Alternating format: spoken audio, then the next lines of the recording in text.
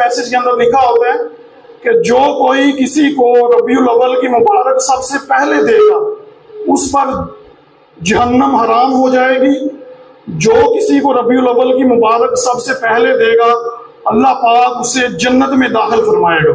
ये हदीस जो है ये मन गढ़ंत है, इस हदीस का कोई हवाला नहीं, और इस हदीस को उलमा कराम ने कहा कि ये खुद से बनाई हुई हदीस है, ये किसी ने खुद से लिखी है, इसके अंदर कोई हकीकत नहीं। और इस तरह की हदीस को अपने स्टेटस पर लगाना और उस चीज को फैलाना, इसके बारे में सुन लें, सरकार सल्लल्लाहु ने फरमाया तुम्हारा झूठा होने के लिए तुम्हारे लिए इतना ही काफी है कि तुम सुनी सुनाई बात पर यकीन कर लो। यानी कि ये बात जो है ये बिल्कुल मन गढ़ंत है। देखकर हम कहें जी रबीउल अव्वल की बड़ी फजीलत है, रबीउल अव्वल की फजीलत बिल्कुल है।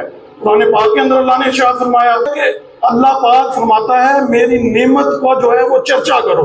तो सरकार सल्लल्लाहु जो है ये अल्लाह पाक की बहुत बड़ी नेमत है। तो सरकार सल्लल्लाहु की आमद का जश्न मनाना और आपका चर्चा करना, कुरान पाक में अल्लाह ने फरमाया वरफ़अना लका ज़िक्रक, हमने तुम्हारे लिए तुम्हारा जिक्र बुलंद कर दिया।